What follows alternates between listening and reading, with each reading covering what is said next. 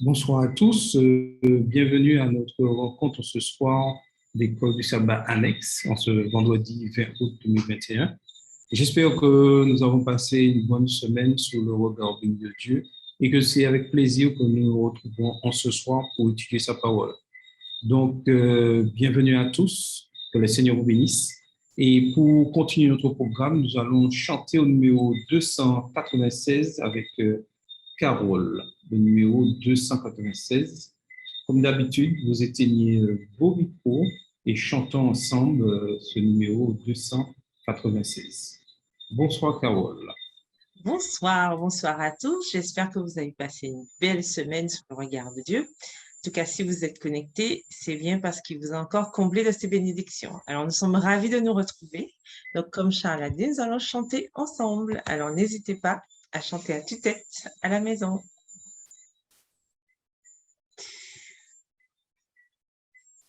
On y va? Quel autre ciel ai-je que toi, ô mon Dieu, mon sauveur? N'as-tu pas ouvert à ma foi les trésors de ton cœur? Tu t'es donné toi-même à moi, et vivant sous ta douce loi, je ne prends de plaisir qu'en toi, ô mon Dieu, mon sauveur. Que me font les biens d'ici-bas, ô mon Dieu, mon sauveur?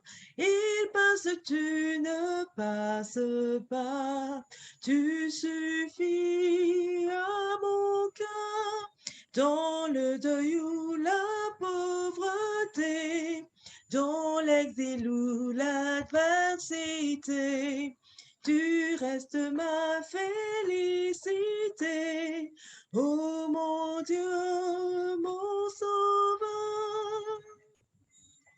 Je serai toujours avec toi, ô mon Dieu, mon sauveur.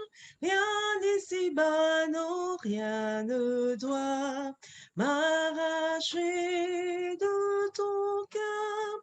Les vents peuvent se déchaîner, les torrents peuvent déborder.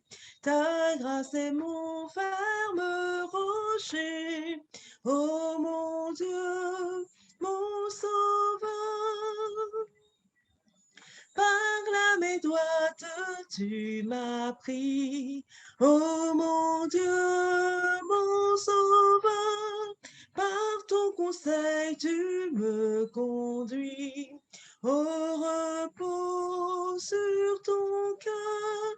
Et quand viendra le dernier jour, tu m'ouvriras avec amour les portes du divin séjour. Oh mon Dieu, mon sauveur. Merci à tous. Maintenant, nous allons prier avec France. À tout à l'heure. Seigneur Jésus, Dieu d'amour et de bonté, nous sommes inclinés devant toi pour te remercier pour tout ce que tu as fait pour nous en cette semaine. Merci pour ton amour, pour ta miséricorde, ton pardon. Nous voulons réclamer ta présence, ton Esprit Saint, t'exalter, Seigneur, et te louer. Merci pour les nombreux bienfaits. Visite tous ceux qui sont malades, tous ceux qui sont atteints par le Covid, sois avec eux ainsi que leurs familles, tous ceux qui sont dans le deuil, dans la souffrance, dans la maladie et autres, Seigneur. Permets qu'ils puissent se rappeler de toi, qu'ils puissent te faire pleinement confiance. Alors que nous allons étudier ta parole, que tu puisses être notre seule et unique inspiration, que ces paroles puissent nous édifier. Au nom de Jésus et pour ta gloire. Amen. Amen. Merci, Carole et France. Donc, maintenant, nous allons passer à notre moment d'instruction au niveau du manuel de l'Église et nous continuons dans l'organisation, fusion et dissolution d'églises et de groupes. Et nous ferons aujourd'hui la dernière partie de de ce groupe d'instruction que nous avons commencé. Alors, maintenant, nous voyons le suivi des membres des registres et des fonds lorsqu'une église est dissoute ou lorsqu'il y a une fusion d'églises ou de groupes. Parmi les membres qui appartenaient précédemment à l'église dissoute ou exclue, comme nous l'avons vu la semaine dernière, il peut y avoir des croyants fidèles sincèrement désireux de demeurer dans l'église.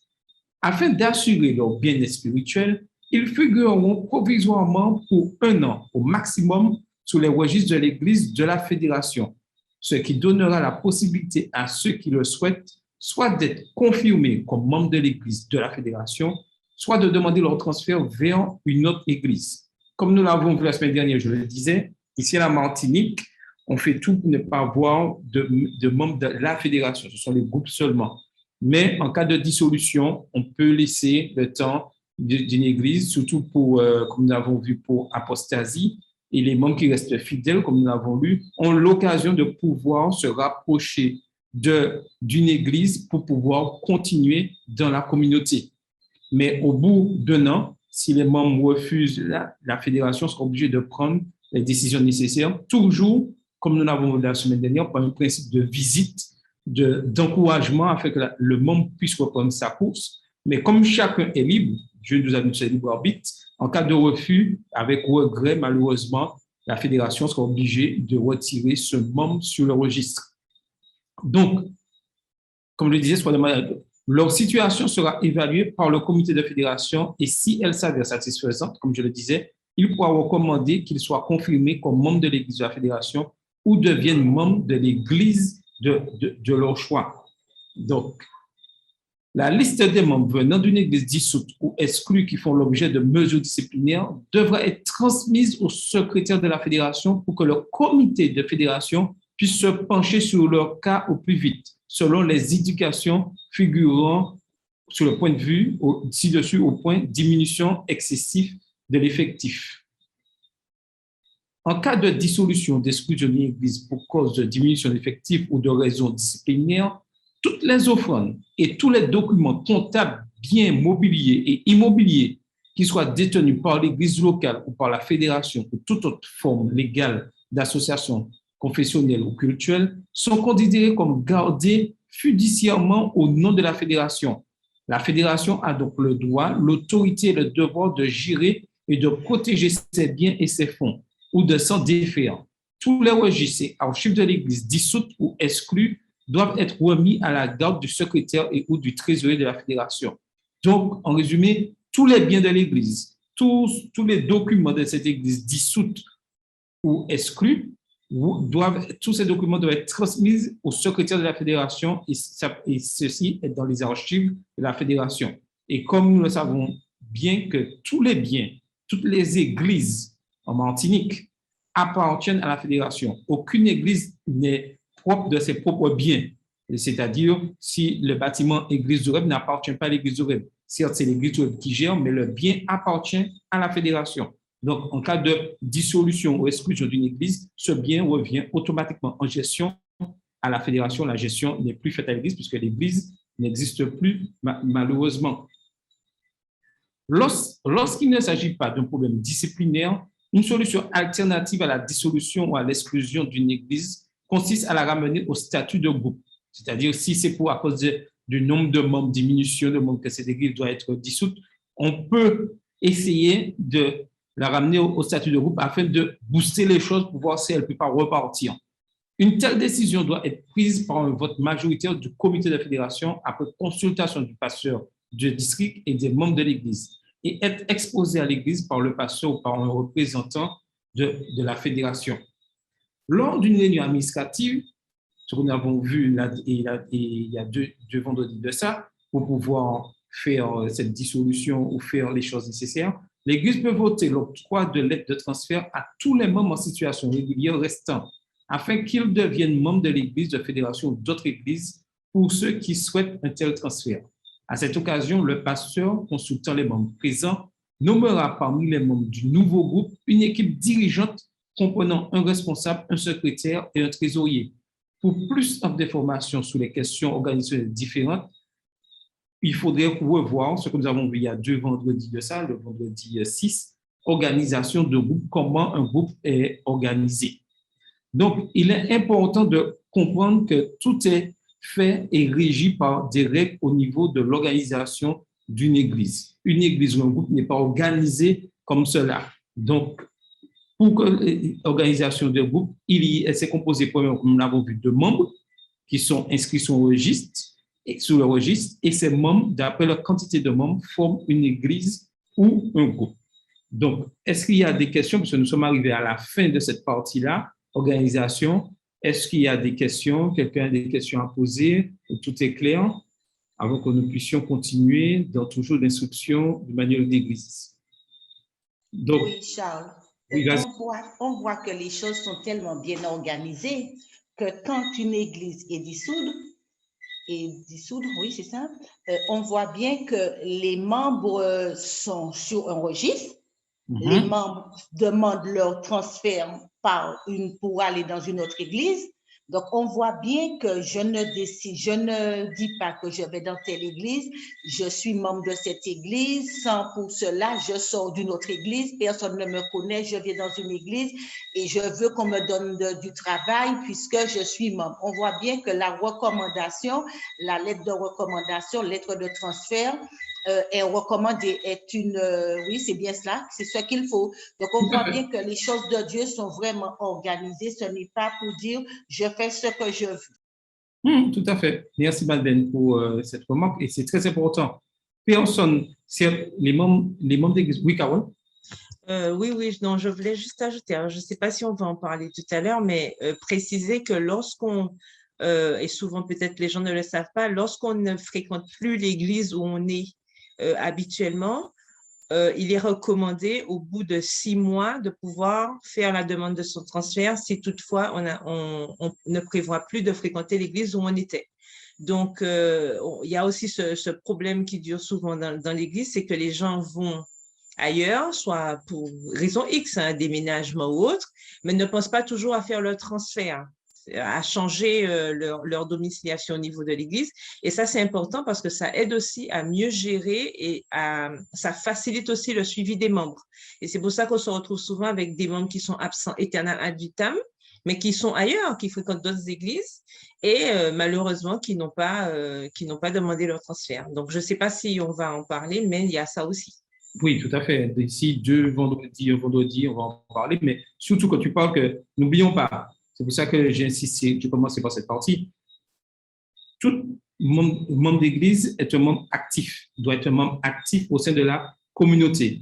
Pour être un membre actif au sein de la communauté, il faut être sur le registre de cette église et être aussi présent aux réunions. Il faut qu'on nous voit présents à ces réunions. Et si on ne nous voit pas, on est considéré, comme Carole disait tout à l'heure, membre absent, mais quelle que soit l'église où nous allons, où nous fréquentons, si nous ne sommes pas inscrits dans cette église, nous ne pouvons avoir aucune participation à cette église puisque nous ne sommes pas membres de cette église. Donc, pour avoir des fonctions dans une église, pour être membre d'une église, il faut être sur ce registre d'église. Et c'est là maintenant que nous allons voir cette partie très importante, la partie de les membres d'église. Comment on devient membre d'église? Qui peut être membre d'église? Donc, durant 3 vendredis, nous allons en parler de cela, les membres d'église. Donc, le manuel d'église a bien spécifié les choses. Et dans ce chapitre, les membres d'église, il est dit, les obligations solennelles qu'implique l'appartenance au corps du Christ doivent être présentées avec conviction à toute personne désireuse d'en devenir membre. Seuls ceux dont la vie prouve qu'ils sont passés par la nouvelle naissance et qui jouissent d'une expérience spirituelle dans le Seigneur Jésus sont prêts à entrer dans l'Église. Les pasteurs doivent instruire les candidats au baptême dans les enseignements fondamentaux de l'Église et les pratiques afférentes, afin que les baptisés accèdent à l'Église sur la base de saines fondations spirituelles. Si aucun âge n'est fixé pour le baptême, on recommande que les très jeunes enfants qui expriment leur désir d'être baptisés soient encouragés et inscrits à un programme d'instruction pouvant les amener au baptême. Donc, l'un des premiers moyens pour être membre de l'Église adventiste du 7e jour, être membre d'une église, est le baptême. il y a aussi la profession de foi. Ce sont les deux éléments qui permettent d'entrer en tant que membre, d'appartenir en tant que membre d'Église. L'apôtre Paul écrit, « Ignorez-vous que nous tous qui avons reçu le baptême de Jésus-Christ, c'est le baptême de sa mort que nous avons reçu. Par ce baptême de la mort, nous avons été ensevelis avec lui afin que, tout comme le Christ s'est réveillé d'entre les morts par la gloire du Père, de même nous aussi, nous marchions sous le régime nouveau de la vie. » Romains 6, vous pouvez trouver ceci dans Romains 6, les versets 3 et 4. Et Luc d'indiquer lui aussi, Pierre leur dit, « Changez radicalement, que chacun de vous reçoive le baptême au nom de Jésus-Christ pour le pardon de ses péchés. » Ceux qui accueillirent sa parole reçurent le baptême en ce jour-là. Environ 3000 personnes furent ajoutées. Acte 2, versets 38 et 41. Donc, l'Église adventiste du 7e jour se base sur un principe biblique qui est le baptême. Donc, pour devenir membre de l'Église adventiste du 7e jour, il faut passer par les eaux du baptême par immersion. Précise bien, par immersion. Appelés des ténèbres à sa merveilleuse lumière, les hommes qui composent l'Église doivent refléter sa gloire.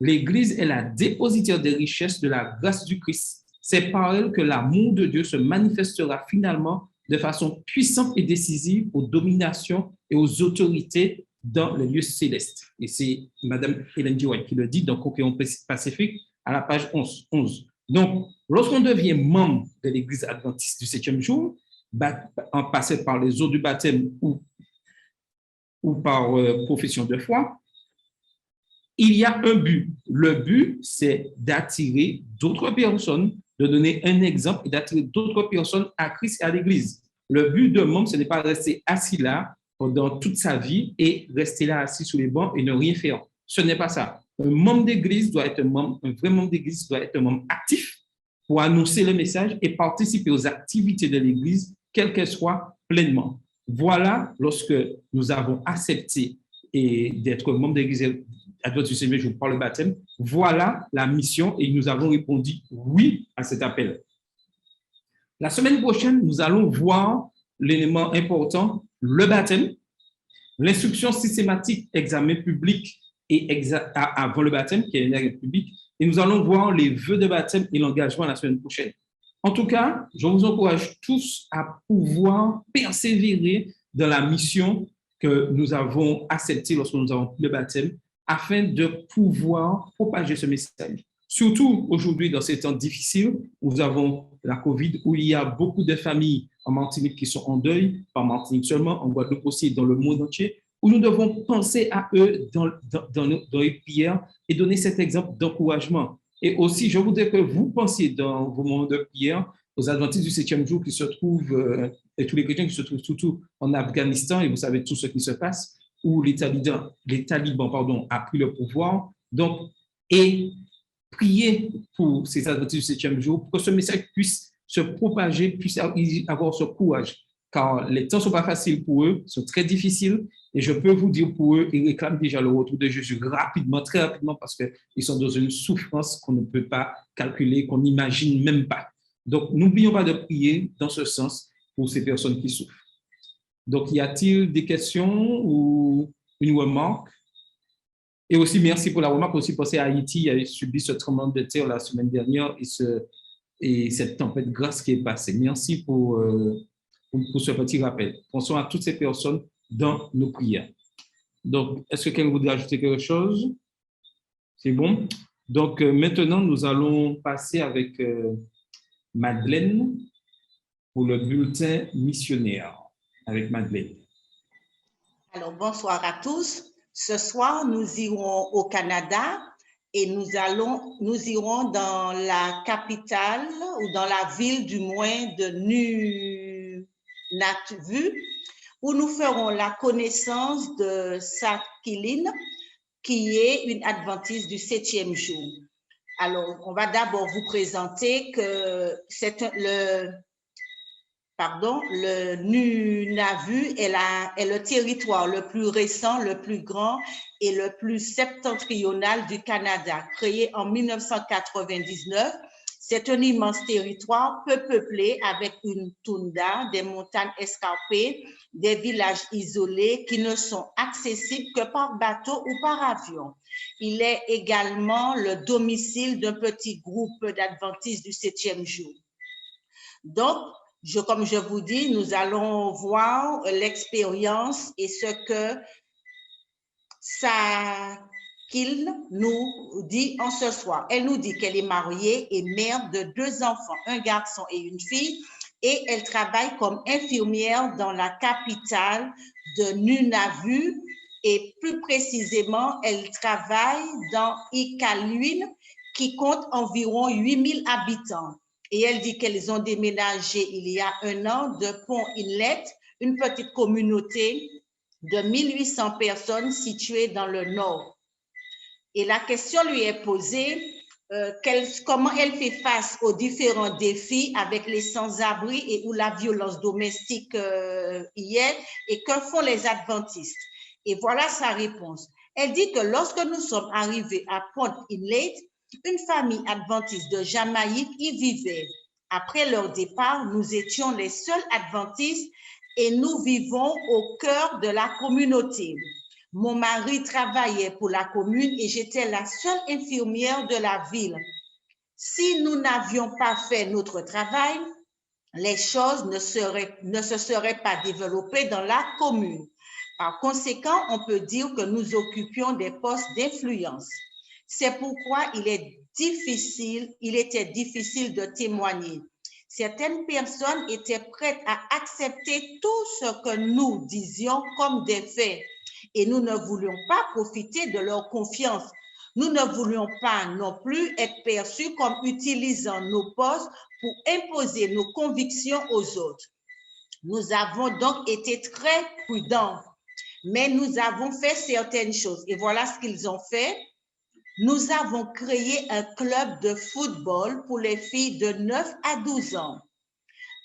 Pont Inlet n'avait pas de club de foot pour les filles et notre club avait une bonne influence sur la société. Les adultes ont commencé à remarquer que les jeunes filles n'iraient plus dans les rues. Les filles avaient un but. Elles venaient au club pour s'entraîner, prendre un goûter et se faire des amis. Nous avons également appris aux filles à collecter des fonds pour le club. Il n'y avait pas que moi qui préparais un gâteau pour le vendre. C'était du parrainage. Nous avons appris aux filles à s'approprier le club pour qu'elles puissent continuer sans nous.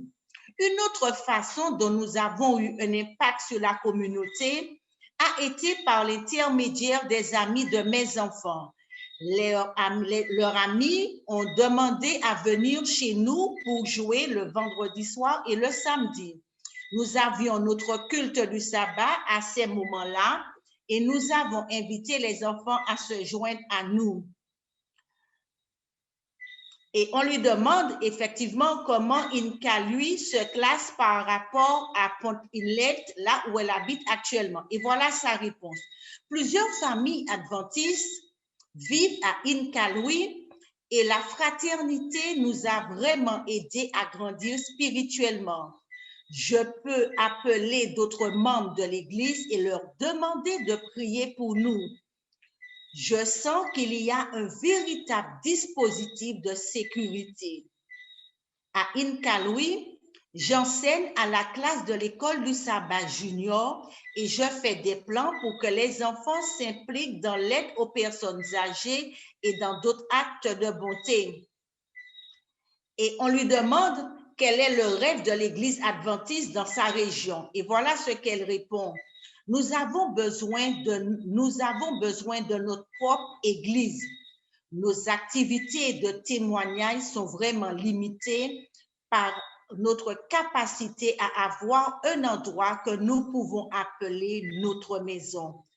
Lorsque j'ai visité Iqaluit pour la première fois il y a plusieurs années, nous avons un lieu dédié au culte du sabbat où nous servions de la soupe aux sans-abri pendant la semaine. Bien que nous ne gérions pas la soupe populaire le jour du sabbat, Les sans-abri savaient qu'ils pouvaient venir dans le bâtiment le jour du sabbat pour un repas fraternel. Le petit espace que nous louons maintenant n'est plus assez grand pour les repas. Ma classe de l'école du sabbat se réunit dans le salon de ma maison. La classe de primaire se réunit dans le salon de quelqu'un d'autre. Et une troisième classe d'enfants se réunit dans une autre maison. Les adultes se réunissent dans le bâtiment de l'église que nous louons. Ce serait merveilleux si nous pouvions célébrer le culte et avoir d'autres rassemblements dans un même lieu. Et l'invitation qu'ils nous font, qui nous est faite en ce soir, qui nous dit une partie de l'offrande du 13e sabbat de ce trimestre permettra d'ouvrir d'autres églises et un centre de service pour témoigner de Dieu dans l'une des communautés de Nauvoo. Merci de prévoir une généreuse offrande pour le 13e sabbat qui aura lieu à la fin du mois de septembre. Et on nous dit ce que nous devons savoir au niveau du Canada. Ben, il y a 391 églises au Canada, 80 groupes et 72 289 membres pour une population de 34 419 000 habitants, ce qui représente un adventiste pour 718 habitants. La première union de fédérations au Canada, composée uniquement de l'Est du pays, a été créée à la fin de l'année 1901. Le travail de l'Église au Canada s'est étendu au-delà des provinces officielles pour la première fois en septembre 1969, lorsque David Bouch a été envoyé dans le territoire du Nord-Ouest. En 1973, 150 volontaires parrainés par Maranatha Flight International se sont rendus en avion dans les territoires du Nord-Ouest et ont construit un complexe polyvalent pour offrir un lieu de culte, un centre de jeunesse et une maison pour le pasteur à Wellclun Life, la capitale. Un avion a également été mis à disposition pour répondre aux besoins des communautés éloignées. Le Canada est un pays laïque et post-chrétien, mais la liberté religieuse est protégée par la Constitution. 67% des Canadiens se considèrent comme chrétiens. Près de 40% de la population est catholique romaine et les protestants représentent 27%.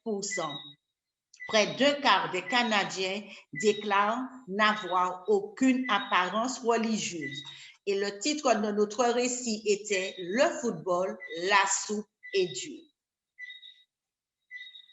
Merci de votre écoute. Merci Madeleine pour ce magnifique récit. Donc, continuons à prier pour cette division nord-américaine qui est composée du Canada et des États-Unis et les îles Marshall. Donc, nous devons continuer à prier pour eux afin que ce message puisse se propager. Donc, maintenant, nous allons passer à la partie d'étude de notre leçon de l'école du sabbat. Et nous continuons nos études toujours dans le repos. Et la leçon de cette semaine avait pour titre « Libre de se reposer ». Donc, j'invite tout un chacun à continuer à étudier la parole de Dieu constamment, parce que nous savons que les temps deviendront de plus en plus difficiles et qu'il faudra avoir une foi solide et vraiment être en paix, être rempli de ce repos que Dieu veut nous offrir pour pouvoir traverser ces moments difficiles que nous vivons à l'heure actuelle, moments que nous savons qu'ils doivent arriver, mais qui arrivent et qui sont là, et que nous devons vraiment être là paisiblement dans ces moments difficiles. Donc,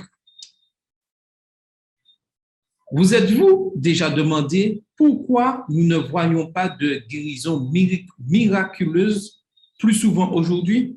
Et c'est une question que tous les hommes et tous les chrétiens de votre 7e jour se posent, se disant qu'auparavant, il y avait plus de guérison. Pourquoi aujourd'hui, nous ne voyons pas de guérison miraculeuse? Dans la leçon de cette semaine, nous avons découvert la réponse à cette question et à bien d'autres sur la guérison. Nous étudions ce soir deux histoires principales. L'histoire du Nouveau Testament sur la guérison du paralytique et l'histoire d'Élie dans l'Ancien Testament. Bien que ces histoires aient eu lieu à des époques et à des lieux très différents et dans des circonstances vraiment différentes, ces deux histoires se complètent et nous allons en parler en ce soir. Elles nous donnent une image plus complète de la guérison divine que si l'une ou l'autre était étudiée seule. Dans la guérison du paralytique, Jésus crée une controverse en déclarant que les péchés de l'homme sont pardonnés avant de guérir sa maladie physique. C'est un acte intentionnel de Christ. La maladie de l'âme de cet homme était plus grande que l'affliction de son corps. Il souffrait de culpabilité, il souffrait de honte à cause de son mode de vie pécheur passé. Si Christ n'avait guéri que son corps, la guérison aurait été vraiment incomplète. De notre côté, dans l'Ancien Testament, nous avons Élie, qui était un serviteur engagé, vraiment engagé pour Dieu. Il était fidèle à son Seigneur à une époque d'apostasie profonde d'Israël. Après avoir tué les prophètes de Baal sur le mont Carmel, il était épuisé. Et quand Jézabel menaçait de prendre sa vie, il se découragea. Dieu était avec lui, là où il était, et subvenait à ses besoins. Nous étudions davantage les profondes leçons spirituelles de ces deux histoires en ce soir dans la leçon de cette semaine. Maintenant, voyons exactement l'histoire de la guérison du paralytique du Marc, qui se trouve dans Marc 2, versets 1 à 12. Et je souhaiterais qu'une personne puisse nous lire ce passage. Marc 2, les versets 1 à 12. Donc, un volontaire pour lire. Marc 2, les versets 1 à 12. Marc 2, versets 1 à 12. Donc, un volontaire pour lire.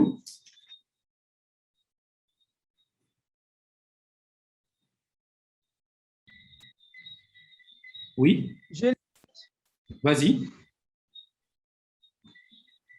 Quelques jours après, Jésus revint à Capernaum. On apprit qu'il était à la maison. Et il s'assembla un si grand nombre de personnes que l'espace devant la porte ne pouvait plus les contenir. Il leur annonçait la parole. Des gens vinrent à lui, amenant un paralytique porté par 4 hommes. Comme ils ne pouvaient l'aborder à cause de la foule, ils découvrirent le toit de la maison où il était et ils descendirent par cette ouverture le lit sur lequel le paralytique était couché. Jésus, voyant leur foi, dit au paralytique, « Mon enfant, tes péchés sont pardonnés. » Il y avait là quelques scribes qui étaient assis et qui se disaient au-dedans d'eux, « Comment cet homme parle-t-il ainsi? Il blasphème. Qui peut pardonner les péchés si ce n'est Dieu seul? » Jésus, ayant aussitôt connu par son esprit ce qu'ils pensaient au-dedans d'eux, leur dit, « Pourquoi avez-vous de telles pensées dans vos cœurs? Lequel est le plus aisé de dire au paralytique, « Tes péchés sont pardonnés » ou de dire, « Lève-toi, prends ton lit et marche » ? Or, afin que vous sachiez que le Fils de l'homme a sur la terre le pouvoir de pardonner les péchés. Je te l'ordonne, dit-il au paralytique, lève-toi, prends ton lit et va dans ta maison. Et à l'instant, il se leva, prit son lit et sortit en présence de tout le monde, de sorte qu'ils étaient tous dans l'étonnement et glorifiaient Dieu, disant, nous n'avons jamais rien vu de pareil. Merci beaucoup. Donc là, nous voyons dans Marc 2, les versets 9 à 12, répond à certaines de nos questions les plus profondes sur la guérison miraculeuse et nous enseigne de précieuses leçons concernant notre croissance en Christ. L'une des premières choses que nous remarquons est que le paralytique ne vint pas au Christ par lui-même. Et ça, c'est pour bien comprendre, il faut comprendre ça. Le paralytique ne vint pas au Christ par lui-même. C'est d'autres personnes qui amenèrent ce paralytique à Jésus, ses amis. Et on nous précise que 4 hommes le portèrent sur un lit. De toute évidence, ils avaient entendu parler du pouvoir de guérison de Christ et croyaient qu'ils pouvaient guérir leur ami. Et nous comprenons cela.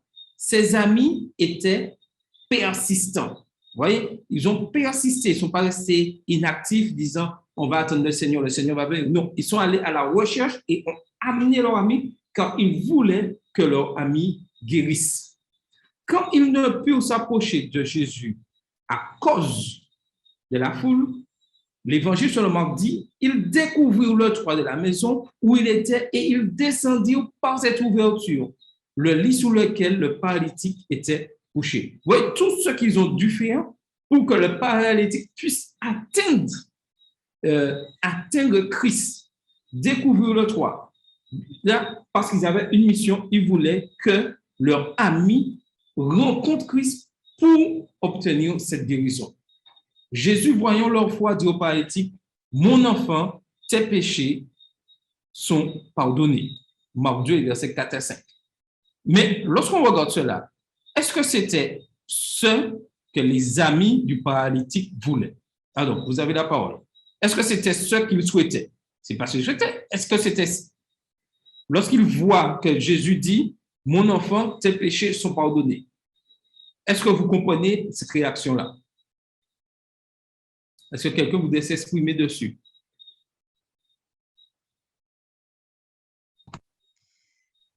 Probablement, on peut dire effectivement que c'est peut-être pas le premier réflexe, puisqu'il ne faut pas oublier que l'idée de tout le monde, c'était que le paralytique, en fait, puisse être guéri physiquement. Pour les amis, certainement, leur ami était dans cette situation-là et ils ne pensaient pas forcément à cette partie psychologique et émotionnelle que Jésus a vue. Pour eux, et souvent, ils étaient frappés par le physique plus que par la partie mentale, la partie morale de leur ami. Mais on sait que Jésus, lui, il voit au-delà. Et lui, il avait déjà compris que ce paralytique avait besoin d'autre chose d'abord avant même de pouvoir se lever de son lit. Je suppose. Tout à fait. Je crois que Madeleine voulait intervenir? Oui. Madeleine voulait intervenir? Voilà, oui. Carola quand même un peu dit ce que je voulais dire, parce qu'effectivement, être étonné, mon enfant, tes péchés te sont pardonnés, ce n'est pas ce que j'étais venue chercher. Je suis venue chercher une guérison physique, j'ai un problème physique. Donc, je pense que ses amis s'attendaient à ce que Jésus rétablisse sans lui dire, mon enfant, tes péchés te sont pardonnés. Puisque ce n'est pas ça que je voulais entendre. Je voulais que Jésus me guérisse. Tout à fait. Je ne sais pas si je me trompe, mais en tant qu'humain, moi, c'est comme ça que je vois les choses. Oui, en tant qu'être humain, il faut être honnête, c'est comme ça on réagit tout de suite. Mais Jésus voit les choses différemment. Et il y a de profondes leçons spirituelles dans ces quelques paroles. Les amis de cet homme, on voit en premier lieu, s'inquiétaient pour lui. Ils étaient si déterminés qu'ils le soulevèrent jusqu'au toit, firent un coup à travers et le descendirent en présence de Jésus. Le Nouveau Testament contient environ 30 distincts cas de miracles de guérison de Jésus. Dans les 2/3 de ces histoires, une personne amène une autre à Jésus. Souvent, la guérison mentale, émotionnelle ou spirituelle a lieu dans la vie d'une autre personne parce que quelqu'un se soucie assez pour répondre à ses besoins au nom de Jésus. Avez-vous remarqué les mots de Jésus? Jésus, voyant leur foi, et il le dit dans Marc 2, verset 15, c'est fascinant de voir cela. La foi, c'est quelque chose de visible. Et là, j'insiste sur ça. La foi est une chose de visible. Il n'y a pas de foi invisible. cela doit se voir que nous avons la foi. Et ça, c'est important de comprendre. Et la foi est toujours accompagnée d'actes. Donc, cette foi, elle n'est pas intangible. Elle est toujours révélée dans l'action. Toujours. Il n'y a pas de cas exceptionnel. La foi est toujours révélée dans l'action. Dans ce cas, Jésus honora la foi des amis de cet homme. Bien sûr, l'homme lui-même doit avoir eu une certaine foi en acceptant et en demandant à ses amis de la mener. Nous pouvons être et nous devons être des agents de guérison de Jésus alors que nous conduisons les autres à Jésus. Voilà l'une de nos missions lorsque nous avons accepté le Christ. Nous devons être des agents de guérison de Jésus alors que nous conduisons les autres à Jésus. Jésus n'est jamais trop occupé, et je peux vous le dire. L'autre chose importante à propos de cette histoire est que Jésus avait le temps pour cet homme. Et voilà l'aspect des choses, de comprendre que Jésus n'est jamais occupé. Jésus a toujours le temps pour nous écouter. Jésus souhaite que nous puissions amener d'autres âmes à lui, diriger les âmes à Christ afin qu'elles retrouvent ce repos que nous avons trouvé. Donc, nous devons partager. Nous ne pourrons pas garder ça pour nous. Nous devons le partager. Alors, est-ce que quelqu'un voudrait ajouter quelque chose, compléter? Oui, Charles. Oui. Je peux? Oui, vas-y.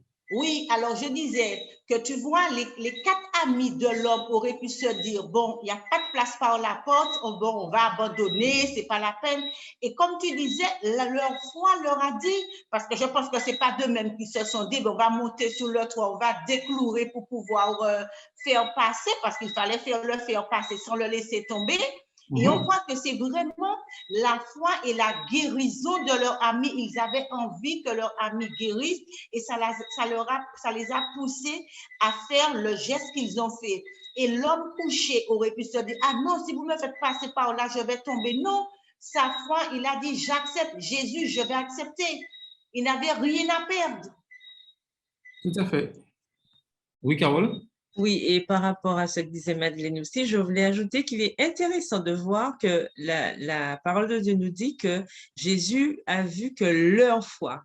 Donc, il inclut aussi non seulement, semble-t-il, l'homme qui était concerné directement, mais aussi ses amis.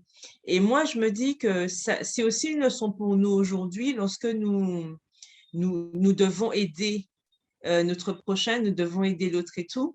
Lorsque nous nous trouvons face à des obstacles ou des barrières, des difficultés, on ne doit pas hésiter à aller au-delà, comme disait Madeleine. Ben, OK, la porte est bloquée, on va passer par le toit. Donc, chercher des solutions. Parce que souvent, on aide quelqu'un, mais bon, allez, on a essayé telle chose, bon, ben, c'est pas de ma faute, voilà. Donc, bon, écoute, bon, désolé, machin, mais c'est la question est-ce qu'on va chercher souvent, est-ce qu'on va au-delà, est-ce qu'on cherche par tous les moyens à réussir justement à aider cette personne pour qu'enfin elle puisse arriver à obtenir ce dont elle a besoin. Et je pense que quelque part aussi, cette insistance des amis de cet homme, je pense que ça aussi, ça peut être une leçon pour nous lorsque nous nous engageons dans quelque chose par rapport à l'autre, ne pas avoir peur d'aller en profondeur, aller jusqu'à ce qu'on ne puisse plus, aller vraiment jusqu'à nos limites pour pouvoir aider l'autre. Je pense que ça aussi, c'est intéressant parce que Jésus a remarqué aussi ça chez les amis de cet homme. Tout à fait. Donc, comme je disais, l'autre chose importante à propos des histoires est que Jésus avait le temps pour cet homme. Il ne considérait pas, sa présence comme une interruption. Parce qu'on pourrait dire que Jésus était occupé, Jésus faisait quelque chose à ce moment-là. Non, il n'a pas considéré sa présence comme une interruption. Il n'y a jamais un moment où Jésus est trop occupé pour répondre à nos besoins. Jésus est constamment disponible, constamment présent pour répondre à nos besoins. En regardant cette pauvre victime, Jésus reconnut immédiatement la source du problème. Et ça, nous devons comprendre que lorsque nous allons à Jésus et lorsque nous dirigeons d'autres personnes à Jésus, Jésus sait immédiatement quel est notre problème. Et ça, c'est quelque chose de formidable. Il sait c'est quoi notre problème. En conséquence, il ne commença pas à guérir l'homme physiquement parce qu'il avait compris, il savait c'était quoi le problème. Il savait que le besoin profond de l'homme souffrant était la guérison spirituelle. Et ça, c'est quelque chose de très important. Et quelles que soient les maladies, quelles que soient les souffrances que nous avons, Dieu souhaite en premier lieu, avant de nous guérir physiquement, que nous puissions avoir cette guérison spirituelle. Et on pourrait se poser la question, guérison spirituelle, c'est quoi? Eh bien, dans ce cas, l'homme avait eu la maladie par son mode de vie, dans le cas de cet homme, son mode de vie pécheur. Il était rempli de culpabilité qui détruisait son système immunitaire et ruinait sa santé. Donc, tout ceci, Jésus l'avait découvert. Et si on analyse bien les choses, s'il avait guéri cet homme physiquement, en premier, est-ce que pensez-vous que cet homme aurait été pleinement guéri? Alors, vous avez la parole. Si Jésus avait guéri cet homme physiquement en premier, sans s'attaquer à ce problème, je dirais, de culpabilité, pensez-vous que cet homme aurait pu être pleinement guéri physiquement? Alors, vous avez la parole. Moi, je ne pense pas, puisque si Dieu connaît tout, il a d'abord commencé par le problème le plus urgent, on va dire le plus important, et après découle la guérison physique. Et parfois, on dit compris pour des malades, et puis on ne voit pas de guérison. Mais Dieu sait qu'avec ce malade-là, il va rétablir d'abord sa culpabilité, il va le faire être en paix avec lui. Et ça, c'est une victoire, ça, c'est une guérison.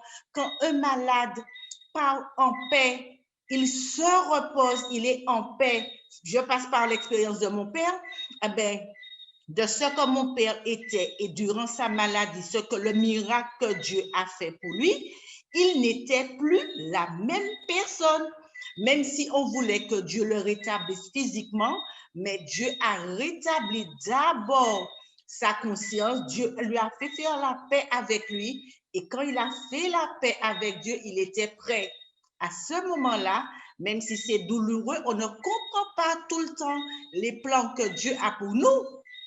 Parce qu'on s'attend à voir, comme tu avais dit au départ, des miracles miraculeux. Mais quelqu'un qui se donne totalement à Dieu, qui abandonne l'alcool, qui abandonne la cigarette, qui abandonne la violence, et que quand les gens de l'extérieur le voient et disent, tiens, mais il a le visage d'un ange, ça c'est un miracle. Parce que c'est vrai qu'en tant qu'être humain, on veut tout de suite, non, et on dit tout le temps, Seigneur, que ta volonté se fasse. C'est vrai qu'elle est dure, mais moi, je suis persuadée que la guérison qu'on a besoin avant tout, c'est la paix de mon âme, ma relation avec Dieu, être en paix avec mon Dieu, être en paix avec ma conscience, et puis déclinera ce qui déclinera par la suite. Tout à fait. Tu as tout à fait raison. Donc, est-ce que quelqu'un voudrait ajouter quelque chose d'autre avant que je puisse continuer? Oui, tout à fait, entièrement d'accord avec ce que disait Madeleine. Et puis, c'est vrai que à travers cette leçon-ci, on voit que il faut qu'on fasse totalement confiance à Dieu parce que effectivement, souvent, quand on prie pour quelqu'un de malade, on s'attend systématiquement à ce que la personne guérisse à notre manière, c'est-à-dire qu'on voit les choses à notre... Parce que pour nous, guérison, c'est forcément physique. Or, si nous prions, c'est pour que la volonté de Dieu se fasse. Et comme disait Madeleine, si justement, parfois c'est difficile, on ne comprend pas. Et ceux qui sont autour de nous aussi ne comprennent pas parce qu'on dit qu'on prie et on voit que finalement, soit la personne est décédée ou la personne ne se rétablit pas comme on le pense. Mais Dieu seul sait que de ce que la personne avait besoin et souvent la personne elle-même, elle se sent bien, elle est en paix, quel que soit, parce que ce travail a été fait. Donc, nous devons faire confiance à Dieu de toutes les manières parce que nous ne savons pas ce que lui, il sait. Tout à fait. C'est Dieu, Dieu cherche en premier lieu à ce que nous soyons en paix et que nous soyons débarrassés de toute culpabilité. Ensuite, nous devons lui faire confiance quoi qu'il arrive. Et comme Madeleine le disait, la guérison la plus miraculeuse, c'est lorsqu'une âme arrive à mettre de côté sa culpabilité et à être en paix, avoir une conscience en paix, malgré, je dirais, entre guillemets, l'aspect physique qu'elle vit est difficile, mais cette paix intérieure, cette conscience tranquille, c'est ce que Dieu recherche. Et Dieu souhaite que nous ayons cette conscience tranquille par rapport au péché, parce que nous sommes tous pécheurs, nous sommes tous coupables. Et Dieu souhaite nous donner cette conscience tranquille, cette paix de l'âme. Et nous continuons de comprendre que cette réalité est vraie dans la vie de plusieurs personnes dont le corps souffre sous la charge de la culpabilité. Beaucoup de personnes, malheureusement, et des médecins, ceux qui sont dans la santé le disent, beaucoup de personnes souffrent, n'arrivent pas à guérir à cause d'une charge de culpabilité. C'est vrai, c'est dur à dire, mais et Madame White le dit dans le livre Jésus-Christ, à la page 255, elle fait ce commentaire perspicace. Le paralytique trouva en Christ à la fois la guérison de l'âme et celle du corps. La guérison spirituelle fut suivie du relèvement physique. Cette leçon ne doit pas passer inaperçue. Il existe aujourd'hui des milliers de personnes affligées de maux physiques qui soupirent après ce message. Tes péchés te sont pardonnés. Le fardeau du péché, avec l'inquiétude et l'insatisfaction qui l'accompagnent, sont la cause de leur maladie. Ils n'auront de soulagement qu'en s'approchant du médecin de l'âme. La paix que lui seul peut donner communique la vigueur à l'esprit, la santé au corps. Guérison de l'intérieur vers l'extérieur, Jésus savait que s'il ne s'occupait pas de la maladie principale, de la principale cause de la maladie, et ne guérissait pas que le corps du paralytique, l'homme serait bientôt à nouveau malade. Si Jésus avait guéri cet homme physiquement sans s'attarder à l'aspect, je dirais, moral, cette personne serait à nouveau tombée malade. Et ça, c'est très important de comprendre cet aspect des choses.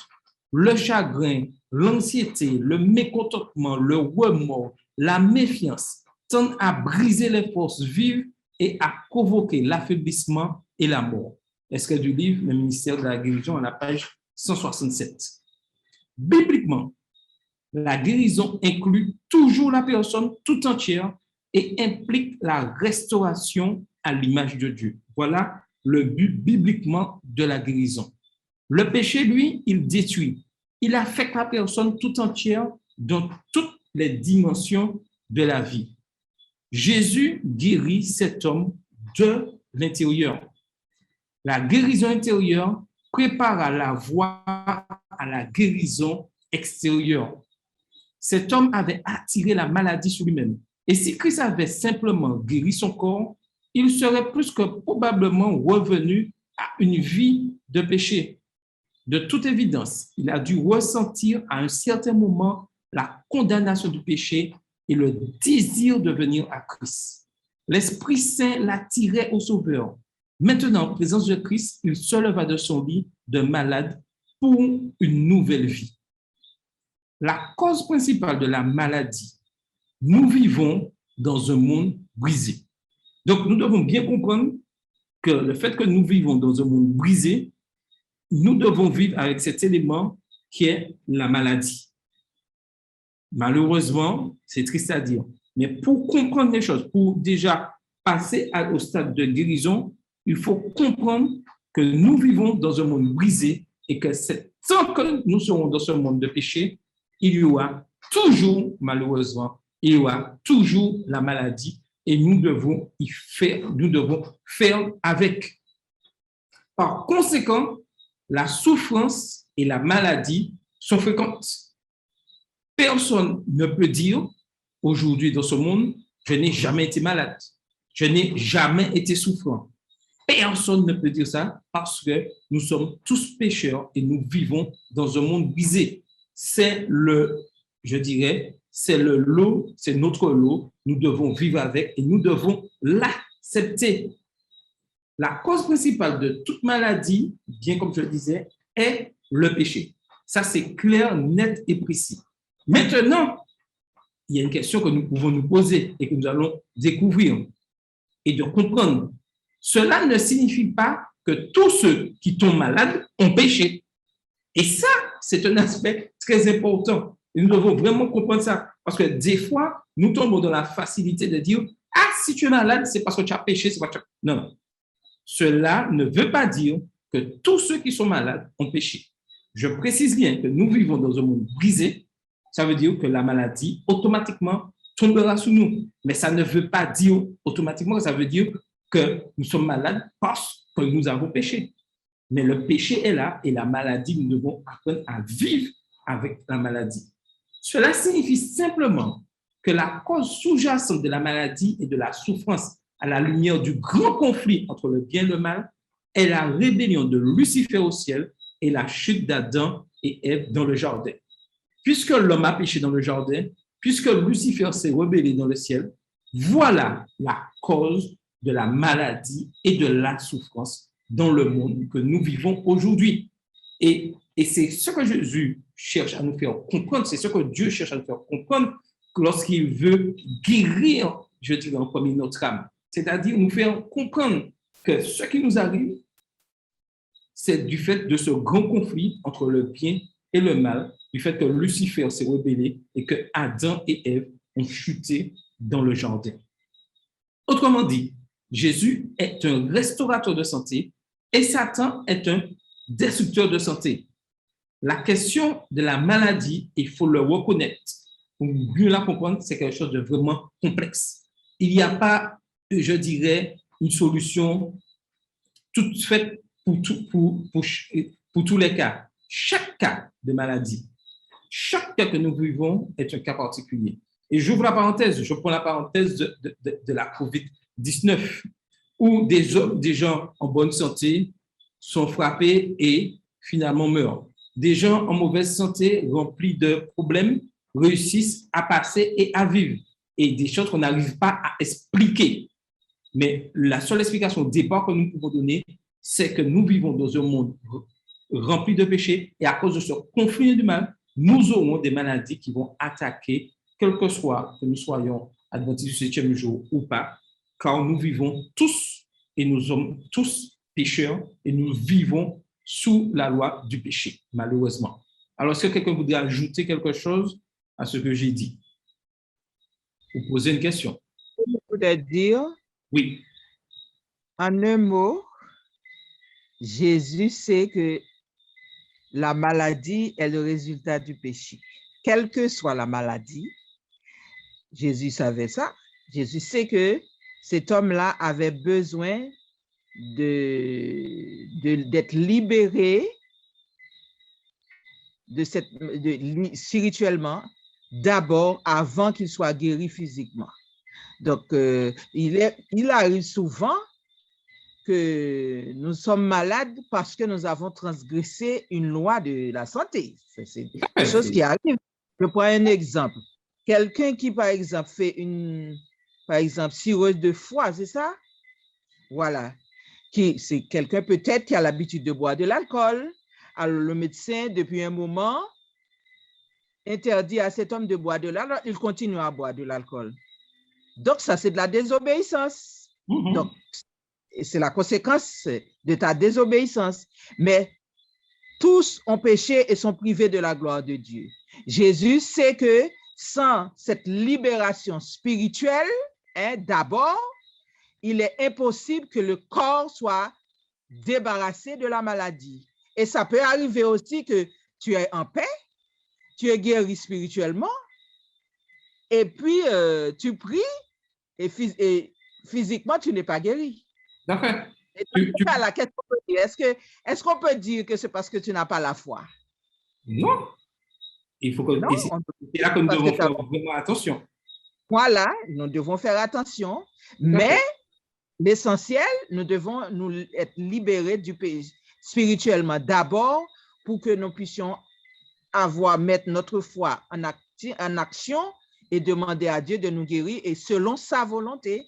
Et si nous ne sommes pas aussi, ça ne veut pas dire que nous ne sommes pas libérés. Au moins, nous avons la paix. Et même s'il arrive que nous passons par la mort, mais nous sommes partis en paix, nous avons l'espérance de la vie éternelle. Voilà. Et c'est la question que nous devons nous poser lorsque je suis malade, savoir est-ce que ma relation avec Dieu est à quel point. Et je rebondis sur ce que tu disais, et il y a des exemples précis. Je prends l'exemple du cancer du poumon. Le plus souvent, lorsqu'on a un cancer du poumon, on dit que c'est les personnes qui ont fumé, boire de l'alcool, etc., et leurs poumons sont endommagés. Mais il est arrivé aussi que des personnes qui n'ont jamais fumé de leur vie, tout d'un coup, ils ont eu aussi le cancer du poumon. Donc, des fois, je veux dire que chaque cas est particulier, mais le seul but de la maladie, c'est de nous rapprocher et doit nous rapprocher de Jésus et savoir où est notre relation avec Christ et dans quel état spirituellement je me trouve. Voilà le but, je dirais, lorsque nous tombons mal, parce que nous avons ce conflit, comme je le disais, entre le bien et le mal, et nous devons comprendre que notre espérance, ce n'est pas cette vie sous cette terre, c'est que Jésus-Christ vienne nous chercher afin d'obtenir la vie éternelle. Est-ce que quelqu'un voudrait ajouter quelque chose d'autre avant que je continue? Oui, il y a quelqu'un qui a levé la main là. J'ai vu. Tu prends la parole. Oui. Tu peux prendre la parole si tu veux. Oui, allume ton micro. Malheureusement, il doit avoir un problème d'ouverture de micro. Donc, je continue. Donc, si tu as avec les deux micros, tu peux intervenir. Il y a tout ça. Donc, je continue. Alors, je disais, la plupart du temps, la maladie est causée par nos choix de vie personnelle. On disait la plupart du temps, mais ce n'est pas tout le temps comme ça. La plupart du temps. C'est précisément la raison pour laquelle Dieu donne à l'Église adventiste du 7e jour le message sur la santé, ce message de santé. Ces principes de santé divinement inspirés nous aident à réduire le risque de maladie, mais ils n'éliminent pas la possibilité de maladie. Est-ce que vous voyez ce que je veux dire? Nous avons ce message nous aide à réduire le risque de maladie, de préserver, mais il n'élimine pas la possibilité de maladie. Et ça, nous devons bien le comprendre. La cause de la maladie est variée. Il y a plusieurs, il n'y a pas, comme je disais, une solution exacte. Il y a plusieurs, c'est varié, il y a plusieurs aspects et chaque cas, comme je le dis, reste un cas particulier. Je ne peux pas prendre le cas d'X et le mettre pour le cas Y. Chaque cas est un cas particulier parce que la cause de la maladie, c'est quelque chose de varié. Notre génétique et notre environnement jouent un rôle dans la détermination de nos résultats en matière de santé. Et nous devons l'accepter, notre génétique. Santé. Parfois, les choix des autres ont un impact sérieux sur notre propre santé. Je prends par exemple une mère qui est enceinte, qui attend un enfant, qui fume, qui boit, qui a l'alcool. Lorsque l'enfant va naître, l'enfant aura les résultats de... L'enfant n'a rien fait, mais il va payer les dégâts de cela. Donc, comme par exemple. Donc, il faut comprendre parfois les choix des autres ont un impact sérieux sur notre propre santé. Il faut comprendre cela et l'accepter. Les accidents sont souvent des choses que nous ne pouvons pas contrôler, mais nous pouvons contrôler nos propres choix. Des fois, il y a un accident, quelqu'un nous heurte. Oui, Carole. Ton micro.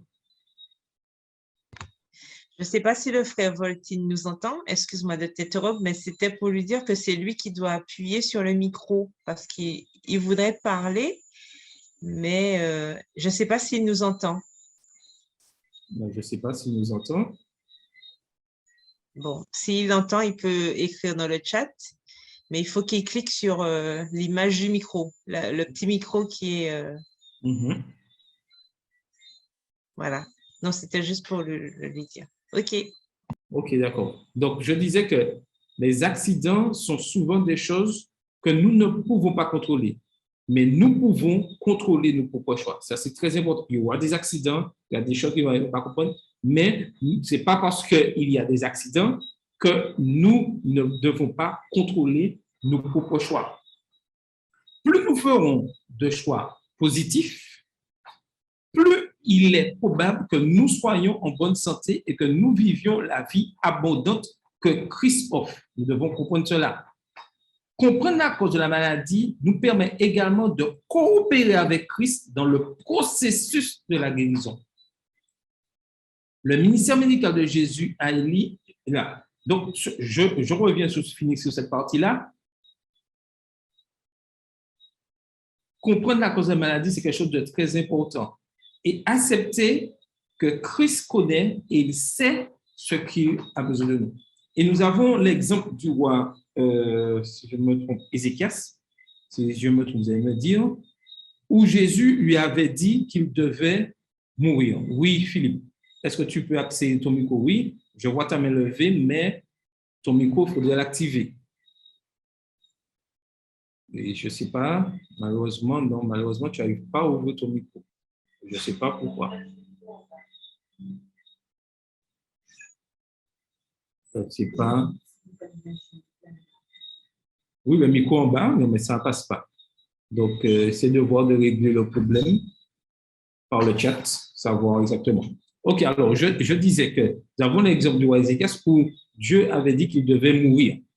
Et il a supplié Dieu de demander un miracle et il lui a été accordé une dizaine d'années. Et le résultat de cette dizaine d'années a été qu'il a perdu, je dirais, son salut. Des fois, il est important que nous puissions accepter la volonté de Dieu. Et pouvoir accepter la volonté de Dieu, c'est comprendre que nous sommes, c'est déjà là apparaît l'aspect de la guérison spirituelle. Je sais que ce n'est pas facile, mais nous devons apprendre, c'est ce que Dieu veut nous donner comme première leçon, apprendre que nous devons accepter ces décisions et s'assurer que notre salut personnel, que notre salut, je dirais, est assuré. C'est là ce que Dieu nous demande dans l'épreuve de la maladie. Il veut que nous soyons guéris spirituellement quand nous avons une espérance. Et laisser Dieu agir des sévères. Et il faut savoir qu'aujourd'hui, Dieu souhaite que chaque âme puisse vraiment être guéri spirituellement parce que Dieu souhaite que chacun de ses enfants puisse obtenir la vie éternelle. C'est là le but de Dieu. Alors, avant de passer à la seconde histoire d'Élie, est-ce que quelqu'un voudrait ajouter quelque chose? Est-ce que quelqu'un voudrait ajouter un plus ou poser une question à propos de la maladie, échanger un peu sur ce point-là? Est-ce que tout est clair? Il n'y a pas de questions? Donc, il est important que nous puissions comprendre la cause de la maladie. Lorsque nous comprenons la cause de la maladie, cela nous permet plus facilement de coopérer avec Christ dans le processus de la guérison. Maintenant, oui. C'est ce qui est arrivé à ce paralytique. Il a coopéré la guérison de son âme et après la guérison physique. Tout à fait. Mais comme je l'ai dit, ce n'est pas tout le temps que la guérison physique vient. Mais la guérison de l'âme, elle est offerte à tout le monde. Ça, c'est une assurance à 100%. Et c'est nous qui devons l'accepter. Donc, nous continuons toujours sur cette partie. Nous voyons maintenant l'histoire d'Élie, ce ministère médical de Jésus à Élie. Et c'est un cas vraiment particulier. Il s'agit d'un homme rempli de foi, confiant avec une foi implicite en la puissance de Dieu. C'est un prophète, c'est un homme choisi de Dieu. Il a une mission, il sait qu'il est un enfant de Dieu. Tout au long des 3 ans et demi de famine, il faisait confiance à Dieu pour sa subsistance. Il a vécu 3 ans de famine, Dieu s'est occupé de lui. Et il voyait, pendant que d'autres personnes souffraient, oui, il voyait. Et même dans cette famille, il y a l'épisode où vis-à-vis de cette veuve, il a pu agir. Oui, Philippe, est-ce que tu peux accéder ton micro? Est-ce que tu peux ouvrir ton micro? Ah, enfin, gloire à Dieu. Alors, bienvenue à toi. Je vous salue fraternellement, Jésus-Christ. Si vous savez qu'est-ce qui m'arrive là, le micro ne déconnecte pas. C'est incroyable. Depuis, je me suis préparé pour être à 7h30. Et j'ai eu un incident est venu et c'est pour vous dire comment l'ennemi a joué sur ça.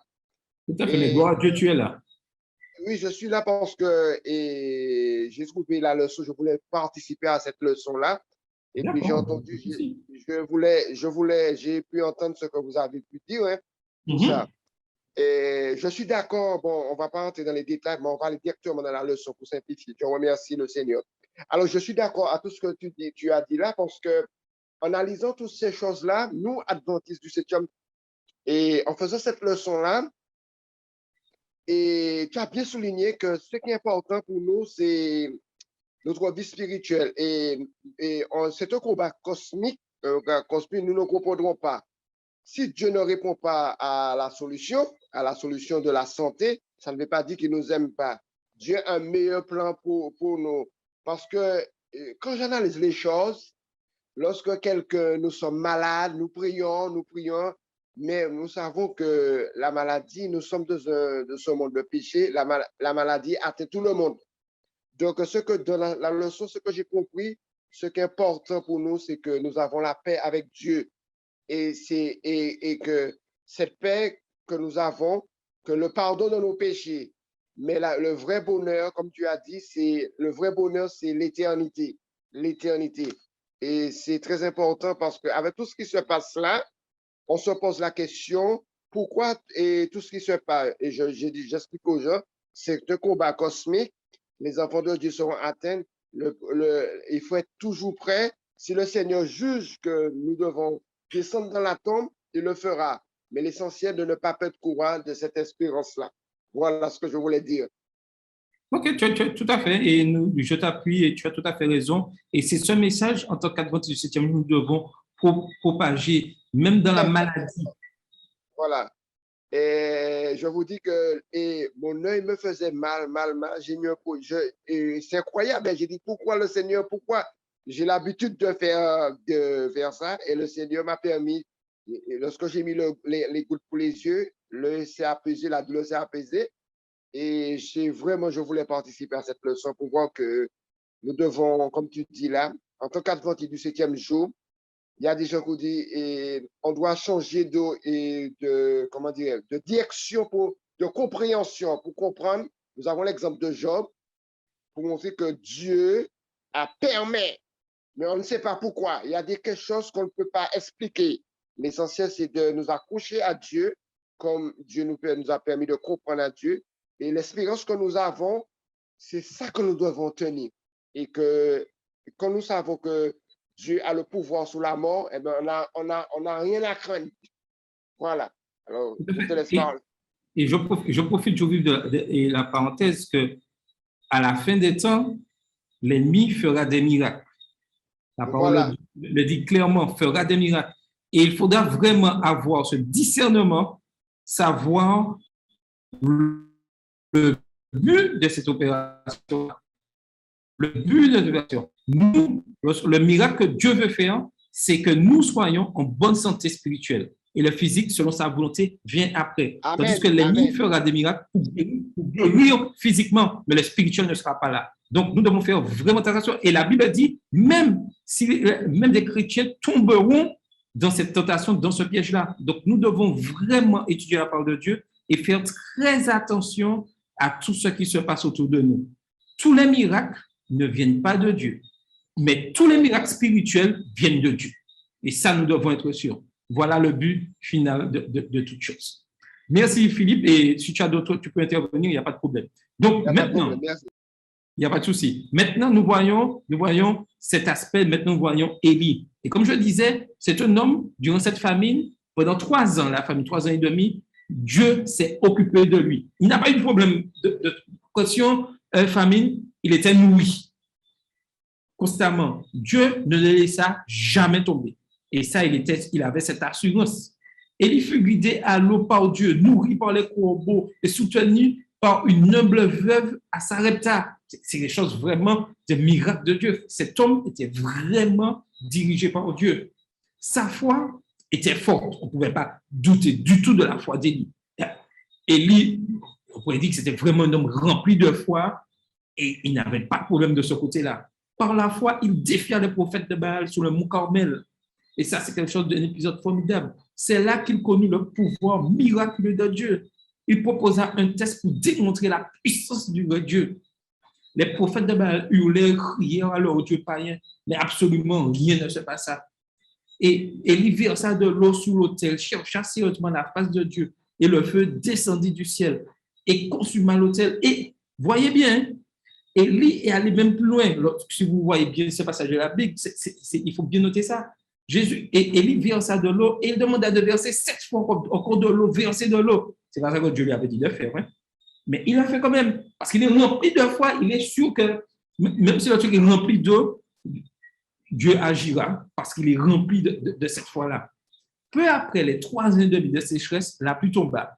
Sous l'ordre de Dieu, Élie participa à l'égorgement des prophètes de Baal. Quel homme rempli de foi, de courage et de fermeté. C'est un exemple vraiment extraordinaire. On pourrait penser que rien ne pouvait ébranler sa foi. Avec une telle foi pareille, mission impossible, ce n'est pas possible que cet homme puisse perdre la foi. Mais quelque chose l'ébranla. Quand Akab parla à Jézabel des événements de la journée, elle menaça la vie d'Élie. Et je demandais à une personne de pouvoir que nous puissions bien lire 1 Roi 19, les versets 1 et 2, pour bien comprendre ce qui se passe là. 1 Roi 19, les versets 1 et 2. Un volontaire pour lire 1 Roi 19, les versets 1 et 2.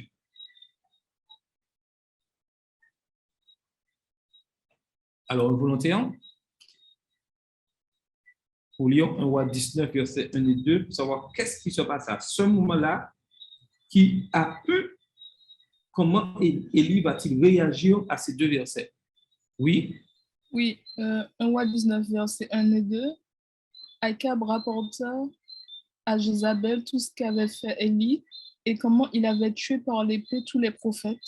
Jézabel envoya un messager à Élie pour lui dire que les dieux me traitent dans toute leur rigueur si demain à cette heure je ne fais de ta vie ce que tu as fait de la vie de chacun d'eux.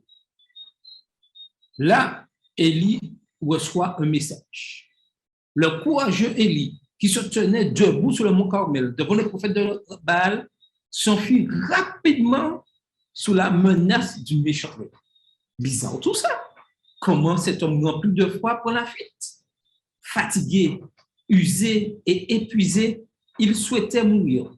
Il trouva le repos couché dans le découragement sous un genêt. Le genêt est une sorte de grand buisson qui était répandu dans les déserts Moyen-Orient et qui offrait de l'ombre aux voyageurs fatigués. Là, découragé et seul, Élie dormait jusqu'à ce qu'un ange le réveille, lui prépare un repas, lui donne de l'eau à boire et l'encourage à dormir à nouveau. Cela se passa 2 fois et par la force de cette nourriture, en plus de l'eau et du repos, Élie voyagea pendant 4 jours. Nous trouvons ici des leçons vitales pour nous en tant que chrétiens, en tant qu'adventistes du 7e jour. Même le peuple de Dieu se décourage parfois. Et ça, nous devons le comprendre. Ce n'est pas un péché, c'est la situation, comme je le disais tout à l'heure, entre le bien et le mal. Même le peuple de Dieu se décourage parfois. Même nous, remplis de foi, excellents, nous subissons cet épisode de découragement. Et nous ne devons pas avoir honte de cela. Ça fait partie, je dirais, de notre monde. Même en tant que fidèles, remplis de foi, annonçons l'évangile, il nous arrive de nous décourager. Et il serait peu de temps après enlevé sans voir la mort, mais lui aussi eut ses moments difficiles. Nous voyons, Élie arrive. Oui, Carole. Non, je voulais juste juste dire que au-delà même de la baisse de régime, on peut dire que Élie était déprimé en fait. Élie est passé par cette dépression et c'est vrai que souvent on a l'impression que parce qu'on est chrétien, on ne passe pas par ce qu'on appelle la déprime, la dépression.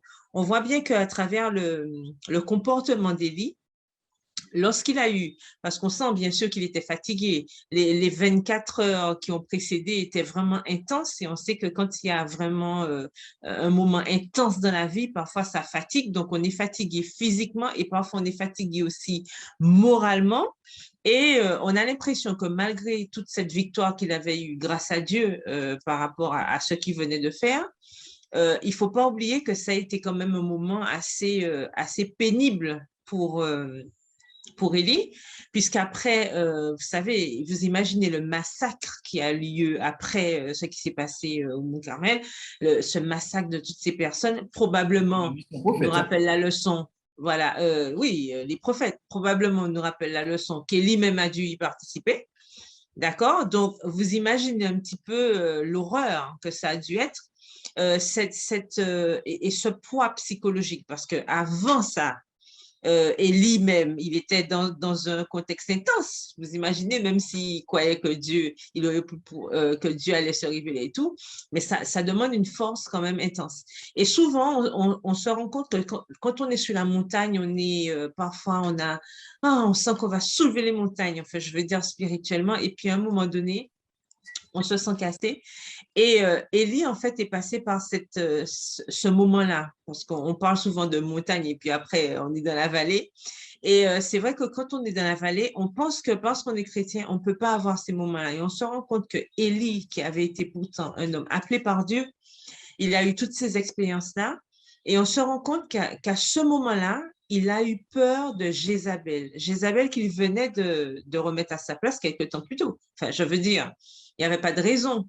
Dieu lui avait donné tous les éléments pour qu'il soit confiant. Et pourtant, sa fatigue prend le dessus à un moment donné. Et c'est un exemple pour nous aujourd'hui aussi.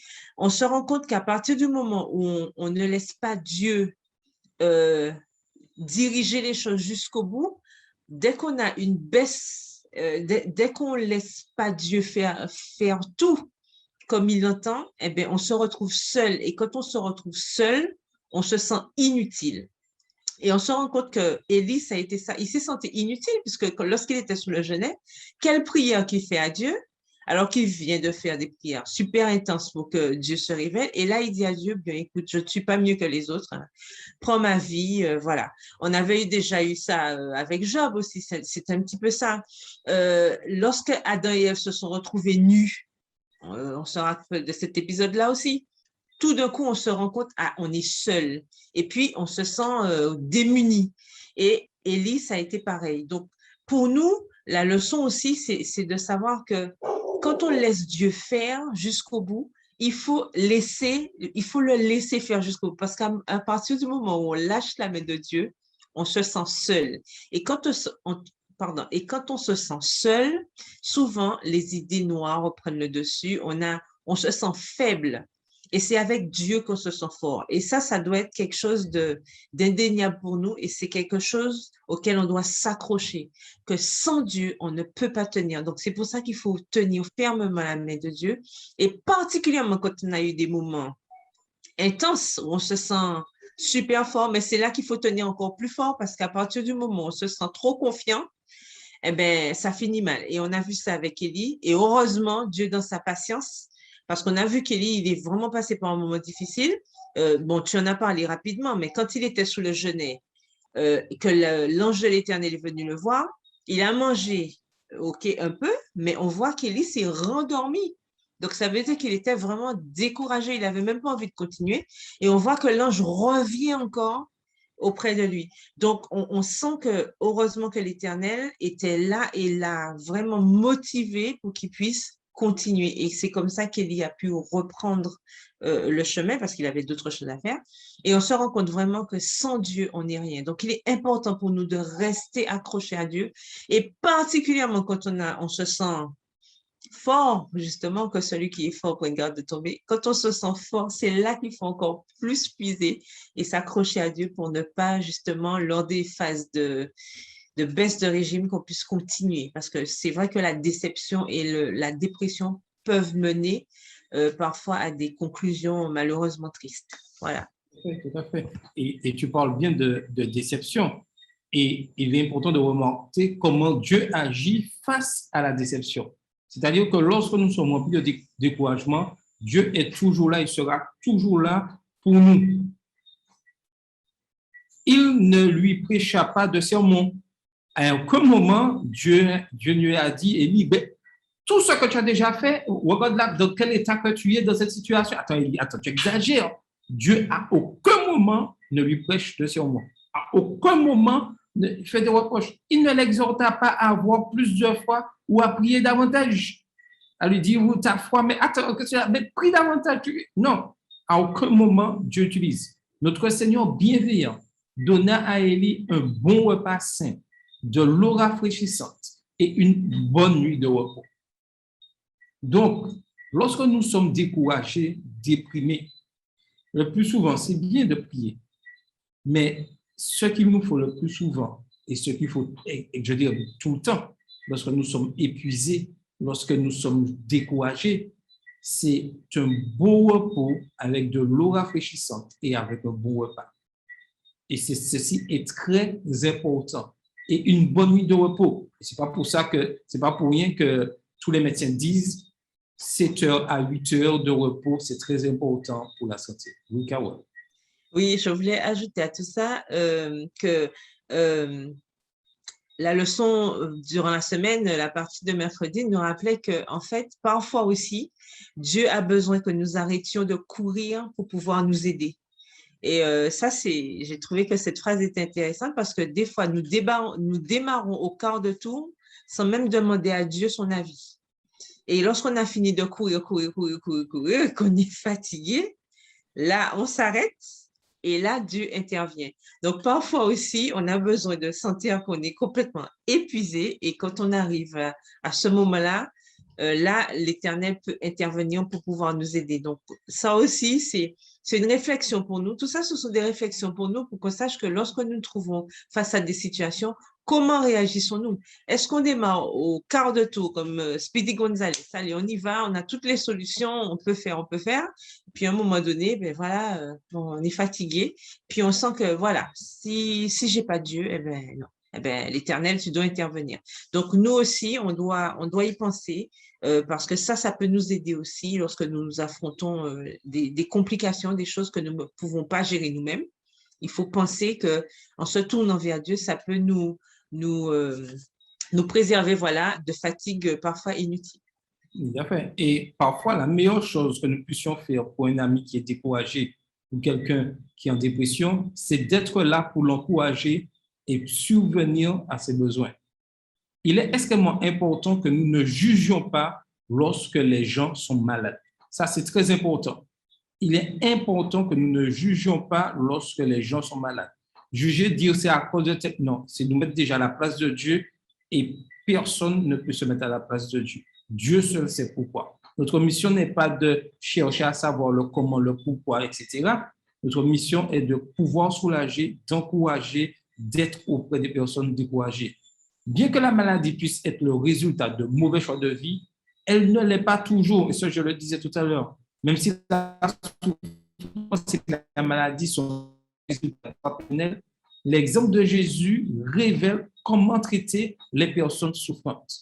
Le fait que le paralytique ait vécu une vie de péché ne faisait aucune différence pour Jésus. Le Sauveur fut appelé à servir tout le monde et nous aussi, nous avons cette mission, servir tout le monde. Voilà notre mission, pouvoir servir les autres, être auprès des autres. Et je continue juste rapidement sur la partie d'Élie. Lorsque nous sommes remplis pour la mission, l'excès en tout nuit. Dieu nous a donné une tâche. Nous devons l'accomplir fidèlement. Mais nous ne devons pas chercher à faire beaucoup plus, à être dans l'excès. Il est important que tout ce que nous faisons, nous fassions de manière raisonnable. Le Seigneur nous demande de nous reposer, nous devons apprendre à nous reposer. Des fois, le Seigneur nous demande de faire silence et d'attendre, nous devons accepter qu'il faut attendre. Lorsque le Seigneur nous dit d'agir, nous agissons. Mais nous agissons jamais dans l'excès. Et comme Carole le disait tout à l'heure, ce qu'Élie a vécu, ça a été quelque chose de difficile. Et des fois, nous avons des émotions fortes qui atteignent, je dirais, notre psychique. Et c'est pour ceci que le plus souvent, il nous faut ces moments de repos pour aller de l'avant. Si nous mettons le repos de côté, nous nous mettons en difficulté. Mais nous avons un Dieu qui nous aime et qui nous appelle à servir tout le monde et nous aussi. Il faut comprendre que notre mission, c'est d'amener d'autres à Jésus. Les amis amènent d'autres amis à Jésus. Alors que nous prions dans la foi pour ceux qui sont malades, Jésus fera des miracles. Parfois, il y aura des miracles de guérison instantanés. À d'autres moments, la guérison sera progressive.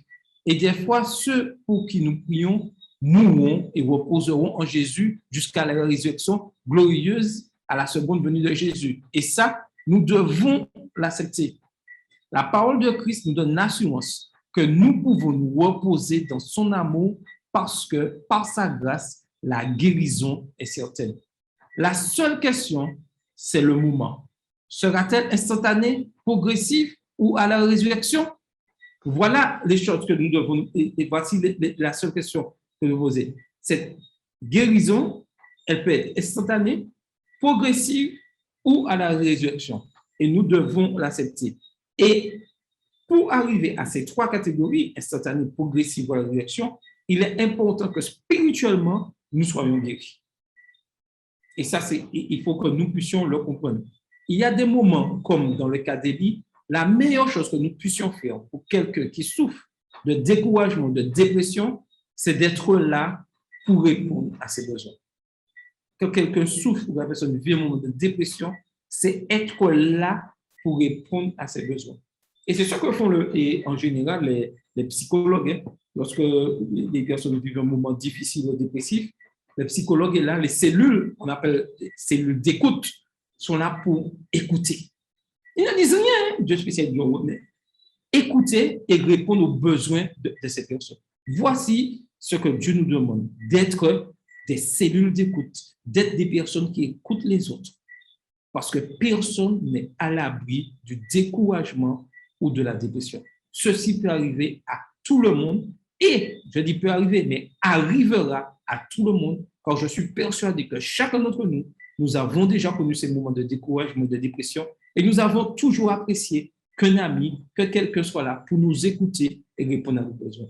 Donc, nous connaîtrons toujours ceci. Et Dieu nous dit, même si nous sommes remplis de foi, nous aurons ces moments de difficulté car nous vivons dans un monde où le bien et le mal règnent. Cet intérêt d'amour peut faire toute la différence. Oui, Carole. Oui, je voulais juste ajouter par rapport à ce que tu disais aussi que effectivement, c'est vrai que nous allons passer par ces moments, ça c'est indéniable, oui, mais le tout aussi, c'est de ne pas y rester. Parce que tous les exemples que nous voyons dans la parole de Dieu, effectivement, on voit, oui, les gens sont passés par des moments difficiles, mais on voit aussi qu'il y a eu ce moment de relève. Et ça, c'est important parce que quand on est enfant de Dieu aussi, il faut savoir que puisque nous avons la solution, puisque nous savons que nous servons un Dieu tout-puissant aussi, donc il y a cette quête de pouvoir nous en sortir aussi, puisque nous avons plein d'exemples dans la parole de Dieu où des personnes qui étaient dans des difficultés ont toujours réussi par sa grâce à s'en sortir. Et il faut savoir qu'avec Dieu aussi, on peut s'en sortir. Même si c'est difficile, on peut s'en sortir avec sa grâce si on le laisse faire. Tout à fait. Et Dieu mettra toujours des personnes, si nous sommes remplis de foi, Dieu mettra toujours des personnes pour pouvoir nous aider. Dans vos prières personnelles de cette semaine, dans nos prières, demandons à Dieu de nous relever. Dans l'intercession, quelqu'un souffre d'une maladie spécifique, surtout en plus aujourd'hui, nous voyons toute cette souffrance avec la COVID-19. Mais il n'y a pas que de la COVID-19 que des gens souffrent ou des gens meurent. Donc, il est important que nous puissions intercéder dans nos prières. Si possible, visitons cette personne et voyons si elle a des besoins spécifiques que nous pouvons satisfaire. Voilà ce que Dieu nous demande. Visitons ces personnes, appelons, prenons des renseignements et aussi n'hésitons pas à téléphoner nous-mêmes, même si à d'autres personnes pour pouvoir recevoir cette aide. Vous serez grandement bénis, nous serons grandement bénis en le faisant comme Jésus l'a fait et la personne le sera aussi. Donc, il est important que nous puissions accomplir ces choses. Et dans nos vies, chaque jour, j'encourage chacun à pouvoir intercéder pour les autres. et téléphoner d'autres personnes, s'écouter l'un l'autre afin de pouvoir tenir ferme et avancer. Car plus nous avançons vers la fin des temps, plus les choses seront difficiles, plus le découragement et les dépressions viendront nous atteindre, mais par la force de Dieu, nous devons ensemble, nous savons par la puissance de Dieu, nous pouvons nous en sortir et aller de l'avant. Nous ne sommes pas à l'abri, mais Dieu nous donne des éléments pour pouvoir nous en sortir et que chacun puisse réussir. Alors, est-ce que quelqu'un voudrait poser une question ou ajouter quelque chose avant que je puisse conclure? Est-ce qu'il y a quelque chose à ajouter? Tout a été clair pour qu'on puisse conclure ou terminer notre rencontre en ce soir. Il est important que nous sachions nous situer. Du côté des scribes qui refusaient la miséricorde et le pardon offert gratuitement par Jésus au nom de préjugés jugés dogmatiques ou d'orgueil mal placé, ou du côté de la foule des curieux, des indifférents ou des adeptes trop zélés qui finissent pour garder pour eux ce qui reçoivent de Jésus, ou du côté des amis qui aident le malade à venir à Jésus pour y trouver pardon, guérison, paix et joie, ou du côté de Jésus lui-même qui répond aux besoins de chacun en apportant pardon et guérison. Nous devons nous situer, savoir là où nous sommes. Il n'y a pas d'élément neutre. Mon souhait, c'est que chacun puisse être du côté de Jésus lui-même, qui répond aux besoins de chacun en apportant pardon et guérison, ou des amis qui aident le malade à venir et d'autres à Jésus. Prenons ces deux exemples-là et mettons de côté l'exemple des scribes et de la foule des curieux. Mais trop souvent, malheureusement, beaucoup d'entre nous, beaucoup de chrétiens, beaucoup d'adventistes du 7e jour se mettent du côté des scribes, se mettent du côté de la foule qui ne font que critiquer et n'apportent pas ce soulagement. Soyons du côté des amis, soyons du côté de Jésus. Voilà ce que Dieu souhaite. Désirons-nous être guéris de nos maux psychiques et spirituels aussi ardemment que de maladies physiques? Quelle paralysie morale ou spirituelle, plus ou moins confortable, nous empêche de croître dans la foi de la sanctification? Quels moyens de guérison nous avons dans ce texte de Marc? Avons-nous conscience d'être déjà pardonnés ou bien restons-nous inquiets à ce sujet? Comment guérir de cette inquiétude et de cette culpabilité? Comment imiter Jésus et annoncer son pardon autour de nous pour apporter le repos aux personnes troublées par leur culpabilité? Aujourd'hui, nous devons prendre la décision d'être comme Jésus, annoncer ce pardon autour de nous pour apporter le repos aux personnes troublées, surtout dans ces temps difficiles où rien n'arrive, je dirais, l'ennemi, Dieu sait que l'ennemi mettra des choses, mettra la maladie, toutes choses, mais Dieu, par sa toute puissance, met là en place, pour apporter ce réconfort, ce soulagement, bien que des familles souffrent, des personnes souffrent difficilement par toute maladie. Là, c'est la COVID, mais il y a le cancer. Beaucoup de chrétiens d'Adventiste vivent cette période difficile de cancer. Nous devons être auprès de tous ceux qui souffrent, car Christ les aime. Il leur apporte et leur dit que Christ revient bientôt, que la seule chose, le but principal, c'est d'être au ciel avec Jésus-Christ. Donc, retirer, se débarrasser de toute culpabilité, car Dieu pardonne aujourd'hui. Dieu pardonne constamment. C'est mon souhait pour chacun de vous. Donc, je souhaiterais un volontaire pour faire la dernière prière. Donc, il est important que nous puissions continuer à étudier la parole de Dieu et à vivre dans ce repos. Nous ne serons pas à l'abri de la maladie. Nous ne serons pas à l'abri du découragement. Nous ne sommes pas à l'abri de la dépression. Ça nous arrivera certainement. Mais nous devons avoir cette certitude que Dieu souhaite que nous soyons guéris spirituellement. Et c'est là notre but spirituel, être guéris spirituellement. Oui, Philippe, tu veux prier pour nous? Non, avant, non, je voulais ajouter à ce que tu voulais dire là. Effectivement, et j'ai retenu à ce que tu as dit là, on peut tomber dans le piège, c'est-à-dire comme les pharisiens. C'est-à-dire quelqu'un est malade, et par exemple, on prend le cas de COVID. Par exemple, je prends un exemple, hein, c'est ça qui est à la mode aujourd'hui. Hein, et parce que son frère a ça, on va pas vers le frère, quels sont ses besoins. Donc, on a tendance à s'écarter. Et c'est pas ça le but. Le but, c'est pas ça. Le but, c'est quelqu'un est malade, on va demander quels sont ses besoins, premièrement, pour le venir en aide. Ça veut dire que le geste, parce que c'est une expérience que j'ai eue, hein, c'est quelqu'un qui a eu et un convict, et le convict, et il y avait un frère qui habitait alentour.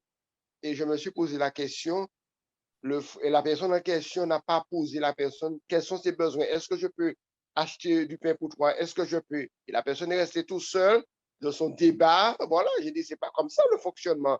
Le fonctionnement, même si on prend les gestes barrières, mais on peut faire quelque chose. Je ne sais pas si tu es d'accord avec ce que je dis là. Je suis d'accord avec toi. Moi, j'ai vécu personnellement la chose lors du premier confinement. Les personnes en quarantaine, la personne m'a appelé pour pouvoir amener. J'ai fait les courses pour la personne puisqu'elle ne pouvait pas sortir. On dépense, hein, et c'est là qu'on peut, parce que j'ai dit, c'est pas comme ça le christianisme, parce que le christianisme, c'est un chrétien aimant, c'est-à-dire que on voit quelque chose, bon, on va demander exactement. Et quand je vois un comportement comme ça, j'ai dit, il y a un dysfonctionnement. C'est pas comme ça. C'est pas comme Mais, ça. Et c'est là qu'on peut tomber dans le piège que dans l'Église, je parle en général, hein. tout Donc, à fait. en général, il faut demander quels sont ses besoins. Et comme tu as piégé, retenu ce que tu dis là, la synthèse que tu as fait, Jésus et le cas d'Élie, tu as parlé de cas d'Élie, il lui a donné, il a préparé un repas, un exemple, un repas, il lui a donné de l'eau. C'est ça l'essentiel. Afin qu'il puisse reprendre tes forces pour reprendre, parce que il était épuisé énergiquement, physiquement, tous ses nerfs émotionnels, qu'on peut dire, hein.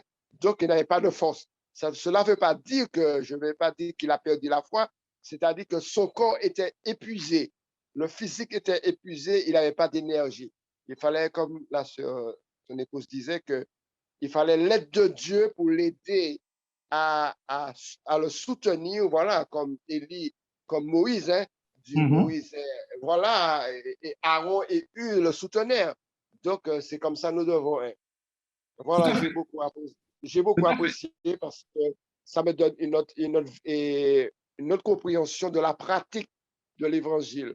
Parce que nous sommes tellement théoriques et c'est pas ça. Nous devons être pratiques. Mais j'ajouterais une chose aussi, que lorsque nous sommes malades, n'hésitons pas aussi d'appeler les personnes avec qui nous connaissons, parce que ce n'est pas tout le Voilà. monde. Et lorsque nous sommes dans la difficulté, vous remarquez bien, les amis du paralytique allèrent à Jésus. Allez à Jésus. Jésus n'est pas. Mais il faut que nous puissions aussi des fois prendre notre téléphone, demander, et nous aurons toujours une âme pour répondre. Et c'est là notre foi doit agir. C'est-à-dire que des fois, des personnes déviées, nous ne savons pas, mais lorsqu'on nous appelle, il ne faut pas rester, je dirais, seul. Nous pouvons appeler toujours, il y a toujours des responsables d'église, des responsables de département, nous pouvons appeler, ils sont toujours là pour nous aider, pour pouvoir nous soulager, parler, discuter. Donc, c'est pour ça que je dis, même dans la dépression, ne restons pas dans la dépression. Prenons notre téléphone, nous avons des amis, nous avons des membres, des gens qui connaissons, qui vont nous encourager pour aller de l'avant, tout ceci. Il est important de cela. Donc, soyons, comme tu disais, des chrétiens pratiques dans tout ce que nous faisons. Donc, un volontaire pour la prière, sinon je vais prier, un volontaire. S'il y a un volontaire pour prier.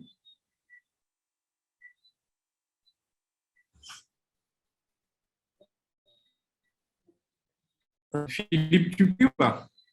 Oui, je prie, voilà. Est-ce qu'il m'entend? Oui, je d'accord, c'est bon. Ah ben, tu peux prier pour nous, merci. Voilà. Notre Père qui est dans les cieux, nous voulons te remercier pour ton serviteur qui nous a orientés vers la leçon, Seigneur, par son Saint-Esprit. Nous voulons, Seigneur, et notre mode de vie, Seigneur, changer avec ton aide, Seigneur, parce que toutes ces leçons qui arrivent actuellement nous montrons que nous devons nous changer de comportement. Nous te remercions une fois encore de l'espérance, Seigneur, de la vie éternelle en Jésus-Christ que tu nous as mis. Ce qui est important, Seigneur, c'est que tu nous as sauvés. C'est ça que nous devons avoir, cette assurance-là. Et comme c'est un combat cosmique, Seigneur, il y a des victimes. Même s'il y a des victimes, tu montres que tu es le Dieu de l'univers qui soutient toutes choses. Veuille nous aider, Seigneur, à persévérer, à nous s'entraider les uns les autres, à manifester l'amour les uns les autres, et que, Seigneur, que des âmes puissent être sauvées, et lorsque tu reviendras, que tu puisses être rassasié à cause du travail de ton âme. bénis ton serviteur, bénis ceux qui ont été à l'écoute ce soir, Seigneur, va les fortifier, bénis leur famille, et que ton nom soit glorifié. Nous t'avons prié au nom de Jésus. Amen. Amen. Donc, la semaine prochaine, nous verrons le rythme du repos parce qu'il est important de respecter ce rythme du repos. Donc, bon sabbat à tous, que le Seigneur vous bénisse. N'oubliez pas, demain, si Dieu veut, nous aurons le programme sur YouTube, le YouTube de l'Église Orem 97.2, à partir de 9h45 et la prédication sera faite par le frère Harry Medeuf. Bon sabbat à tous et que le Seigneur vous bénisse.